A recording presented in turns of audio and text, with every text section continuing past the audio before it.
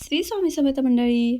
तर आज आम्हाला तिघींना काहीतरी चटपटीत असं हवं होतं. तर चला म्हटलं छान अशी चटपटीत झटपट होणारी अशी भेळ बनवूया. त्यासाठी कांदा, टोमॅटो, कोथिंबीर अशी बारीक चिरून घेतली. त्यानंतर इथं मी फोडणी मारलेला ना हा चिरमुरा घेतला आहे. त्याच्यामध्ये शेव घातला आहे, म्हणजे जो फरसाण असतं ना ते त्याच्यामध्ये घातलं आहे. बारीक चिरलेला कांदा, टोमॅटो, कोथिंबीर घातली. थोडंसं चाट मसाला घातला आणि व्यवस्थित असं मिक्स करून घेतलं त्याला. तिखट, मीठ वगैरे काही घातलं नाही, कारण आपण फोडणी मारले त्याच्यातच सगळं आहे. तर छान अशी आमची भेळ एन्जॉय केली. उद्या नाश्त्याला बनवायसाठी म्हणून आज उडीद डाळ मी भिजत घातली होती, तर तीच मला इथं मिक्सरला बारीक करून घ्यायची होती.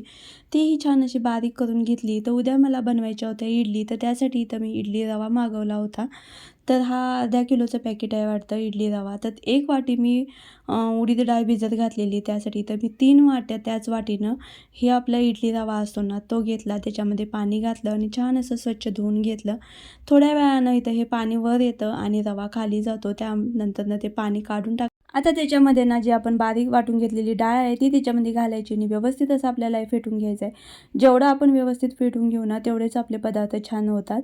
त्याच्यामध्ये सोडा वगैरे काही घालायची गरज लागत नाही. आता त्याला आपण व्यवस्थित असं फेटून घेतलं. नंतरनं जे आपण भाकरी वगैरे केलेला तवा असतो त्याच्यावरती हे भांडं ठेवून घ्यायचं. तर चला इथंच एंड करते. व्हिडिओ आवडला असेल तर लाईक, शेअर, सबस्क्राईब. बाय मंडळी. श्री स्वामी समर्थ.